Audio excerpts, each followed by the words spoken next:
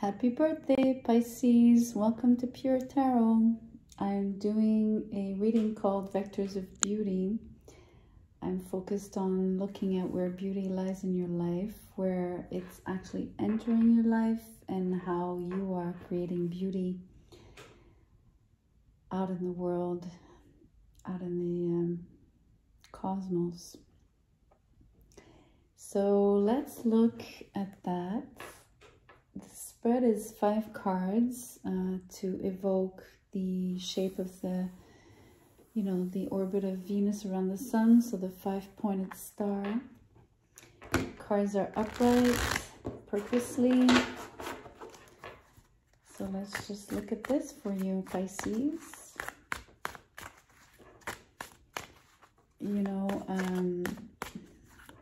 Venus is exalted in your sign, so beauty is definitely at your fingertips in general, or at least it's available to you easily. Let's see if any cards want to fall. If not, this one wants to come out.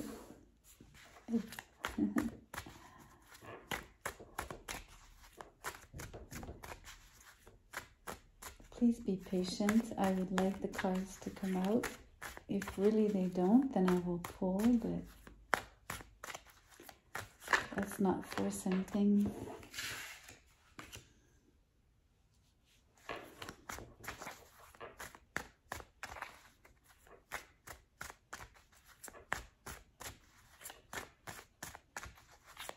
Where's the rest of the beauty?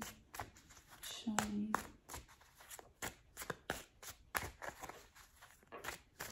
Where's the rest of the beauty for Pisces, please? I can feel it. I have to pull. I have to pull.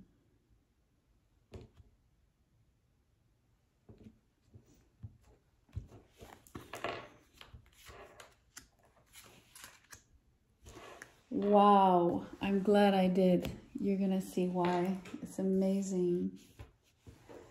First card out, the King of Cups.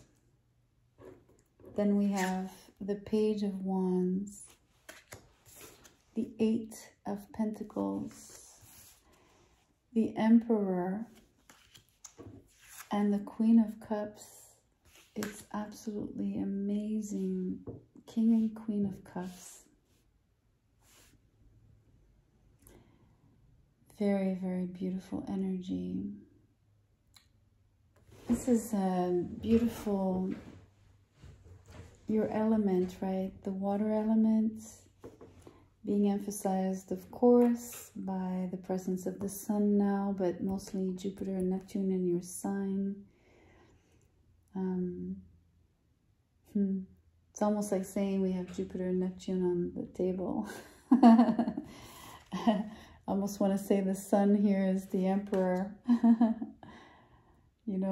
It's just symbolic. I mean, obviously it's not the sun card. That's not what I mean. But I'm thrilled. This is, I'm actually going to start with the Page of Wands here. It's incredible. I see all these triangles like pyramids, golden pyramids. So I don't know, for some reason I'm obviously linking this to the Egyptians, and I'm linking this to the mythology. And so the Egyptian mythology in particular. So I think that you have a fascination for that, Pisces, particularly. Or it might, just inspire you if you're not familiar with it. I would invite you to maybe look into that. And I say look into that because there's all these eyes inside of those pyramids, right? So it's really, really interesting that,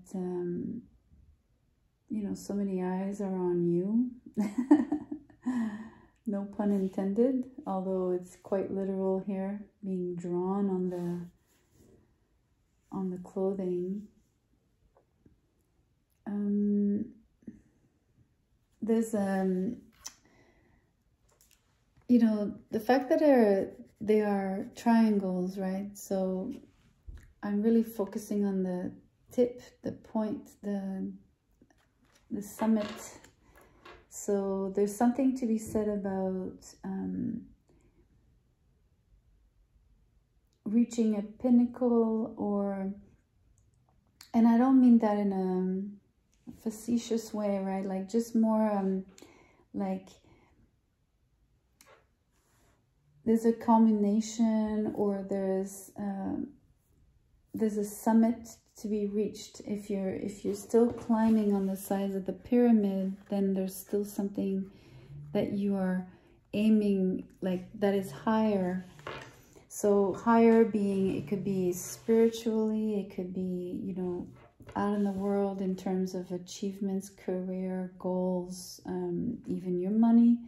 I mean, there's nothing necessarily negative about that. It's simply a matter of reaching a height, a particular, or heights, right? Different heights you could want to achieve all of that in different spheres and not just one, right? So that's quite important. And maybe that's the truth, because you have more than one triangle, so more than one pyramid. So let's say there are 3 main pyramids, right? The Great Pyramids, so maybe 3 things. So the Page of Wands, in a very common way, is sort of a new, I'm going to use the word spark. It's something that sparks your interest. You're definitely having sort of a new motivation. That's what it feels like. Something motivates you, whether it's exterior to you or whether it's inside of you. You feel motivated. You feel like you want to, you know, start or keep climbing. Probably it's what you're knowing that you can attain, right? It's making you put in the energy, and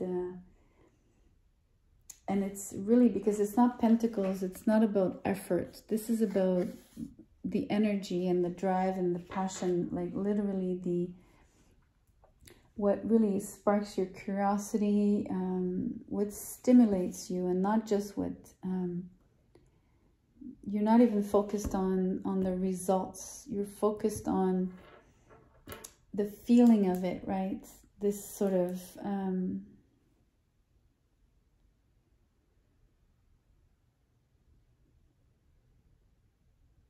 you're liking the feeling. It's really interesting. It's all about feeling here, which is so Piscean too, in the sense that, you know, they might not be always highly motivated, but once they catch on a feeling, Pisceans are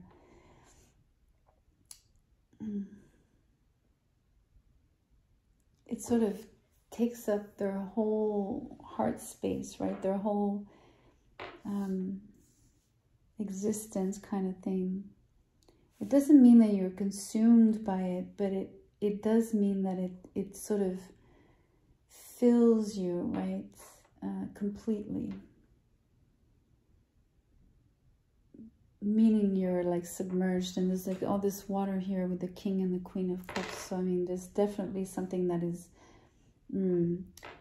sort of engulfing you.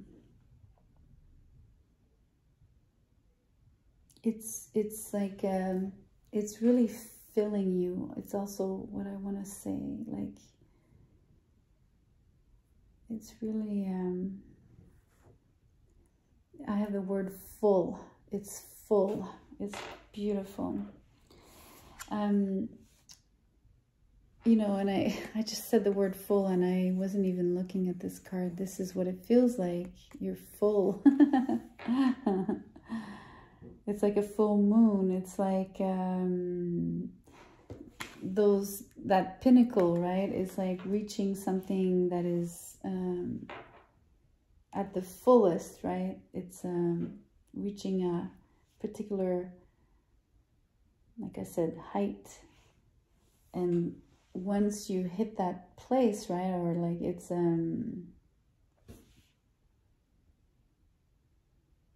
it fulfills you.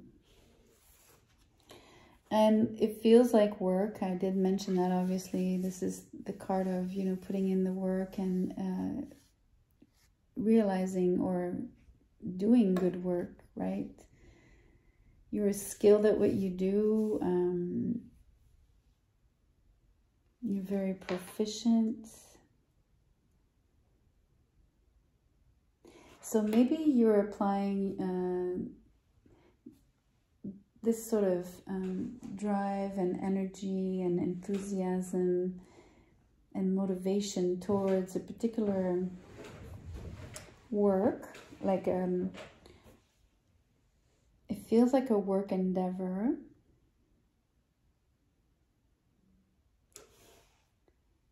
If it's not your main job, right, it could be a project, but it does have money attached to it, or the possibility of money, right? The potential. And I wouldn't say that what drives you mainly, but it's part of that, you know, pinnacle, right? The money is definitely would sort of tell you that you've reached your goal, that you've reached the summit, because then money would come trickling down, or by attaining the money, you sort of, it tells you, it's like a sign to tell you that you are there, that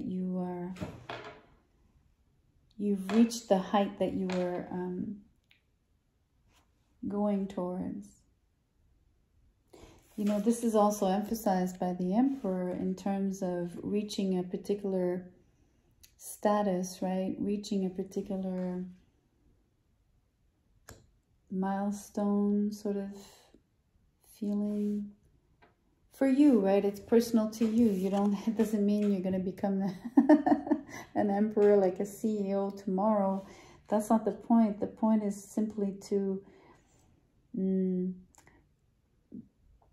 show you sort of the transition between starting small and then, you know, building, quote unquote, an empire and ruling that empire, which is self-built, right? Self-made. This is super important, I think. It's part of that. I think it's part of what motivates you, no matter how hard it gets, right? Sometimes when the going gets tough, it's still where you want to go. And it's possible. And it's through sheer work, consistent, quality work, definitely. It does bring you in the, I did say the eyes are on you. It brings you in a place of, you know, standing out. People notice you. It really,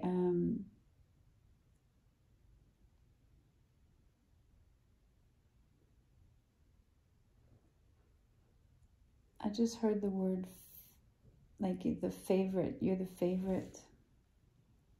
That's really funny. Well, it's not funny. Sometimes if we say, you know, you're someone's favorite or something, it could be thought of as, you know, negative, but it's not what I'm trying to convey here at all. Okay, let me put it, I know how to say it now, sorry. It's just you're favored. So it could be like, you know, I don't know, you're well supported, you know, you're well guided. You know, the expression, fortune favors the braves. Is that it? Anyways, Yeah, fortune favors the brave. Anyway, it just means that you're, I think you might not know, but you might have, you know, obviously all your, you know, your spiritual team backing you, right? Your spirit guides, your ancestors. Anyways, they would be favoring you.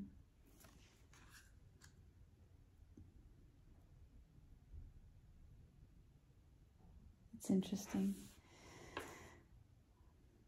Because I still don't want you to think, yeah, you're just, you know, better than someone else, because that's really not what I'm trying to say here. I'm just saying, you know, you're sort of protected, you're guided, you're being well surrounded. This could be a mentor.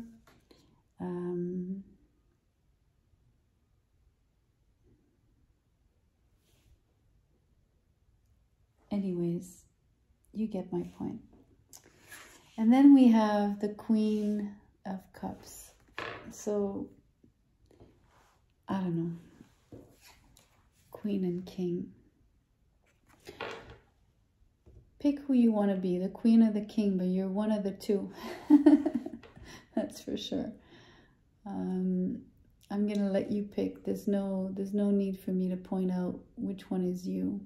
But the idea is that you are connecting or connected to someone that is obviously your perfect match, someone that, you know,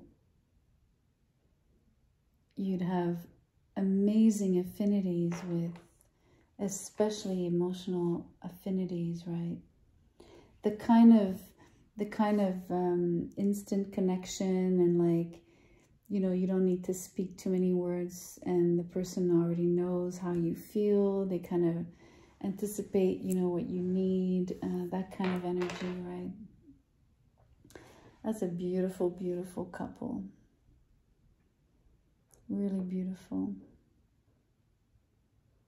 You know, there's a couple here, you know, so it's, let's say it's a collaboration in work. It would be obviously, it would,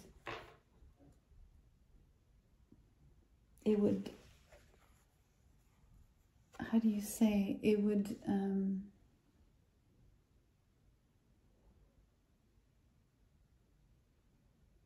bear, like to bear fruit, bear child, to,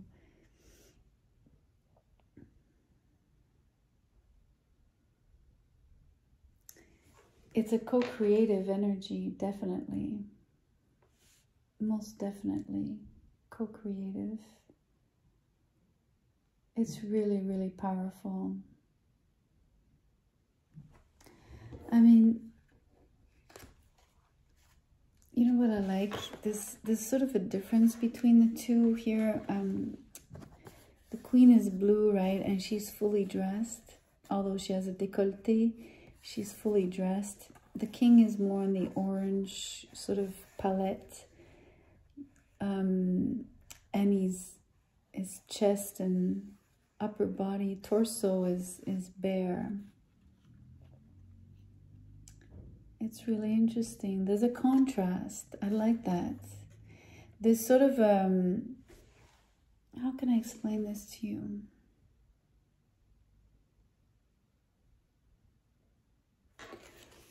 There's a vibrational difference between the two of you, is what I'm trying to say. Yet it is of perfect accord. And the wavelength where you meet is on the emotional level. But there's something inherent to each of you that is fundamentally different. It's really interesting. It's vibrational. And I think that's why the co-creation is so powerful, because it's like the missing piece, right? One is the missing piece of the other, and vice versa.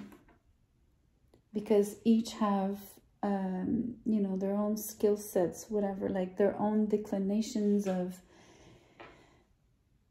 abilities, right? That when they come together creates something way bigger here, like that. This is the empire structure. So it's this force that's coming together. And you know, the page of wands here, I mean, I know it's not the ace of wands, but I mean, it is like the match, right? The match being like the match that you strike to build a fire, not just the match between the king and the queen. The spark. So it's really beautiful. I mean, it feels like a love story, of course. Of course. It is a love story. I'm going to say, Pisces, I predict love in your future if it's not there already. Because it's right here on the table. In plain sight. It's in plain sight.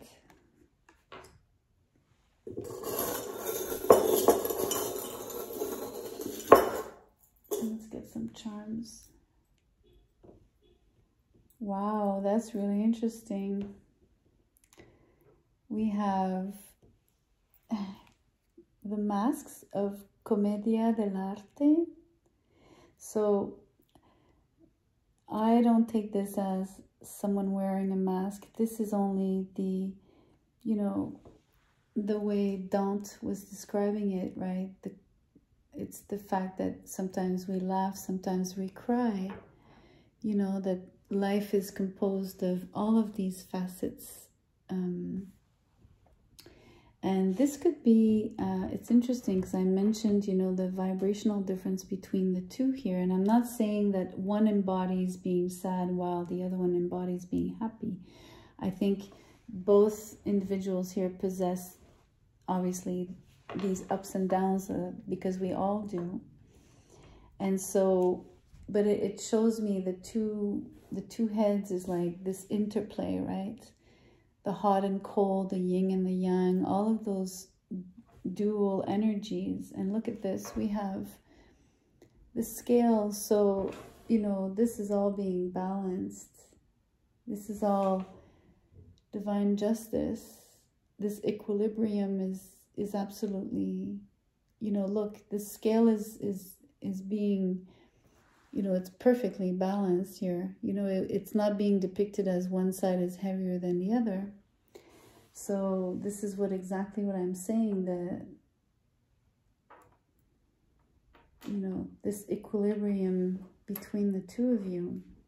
It's interesting. Usually I put the charms on cards, but I'm going to put these two here in the middle. And then I want to show you, I have it, I call it Excalibur. So like, you know, the emperor, the king-making sword, but it's also truth, right? Like the Ace of Swords. So everything I've been speaking for me feels like the truth. And, you know, like usually if you're in a court of law, you're being asked to swear to tell the truth. What is it? Tell the truth, only the truth. I don't know, like, you know, that blurb.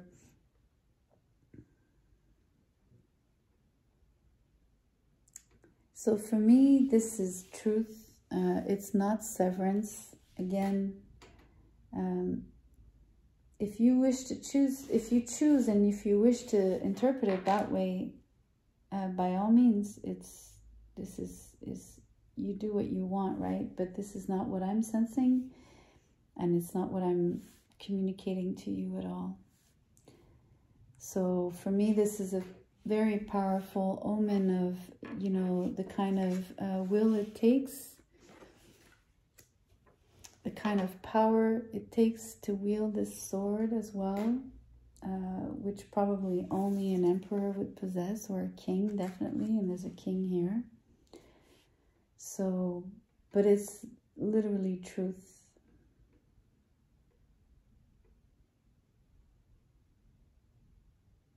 It's really interesting.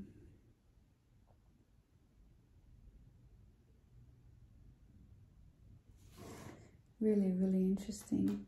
If this is also pointing to Libra, the scales of Libra, it could mean like contracts. So obviously the contract of marriage, for instance, in some cases, if this is a couple.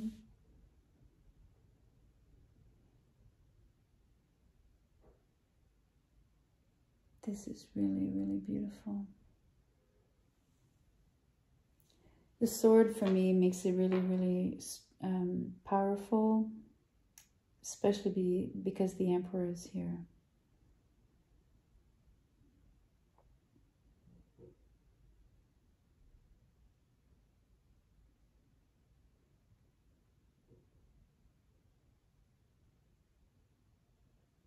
Look at that. I don't know if you can see it. He's holding this statue that has the arms outstretched. So it's like it looks like a cross. But I mean, look, if I turn it around, okay? And if I show you the sword here on the side, can you see that? That's so funny. I'm telling you, this is the Emperor's sword. It's talking about truth and power, literally. Very powerful reading, Pisces. It is your season and it is your year because of that new Jupiter-Neptune conjunction. So, I mean, I hope you find this defining... there are two defining things in this reading. There's definitely a love connection that would, you know, totally change your life. And if it's not a romantic connection, then there's definitely a partnering with someone in business where you would really be able to co-create quite a lucrative business. So that's really interesting. But I can't help to see partnership, no matter what the shape, form it takes. All right, enough. I'll see you soon, Pisces. Take care.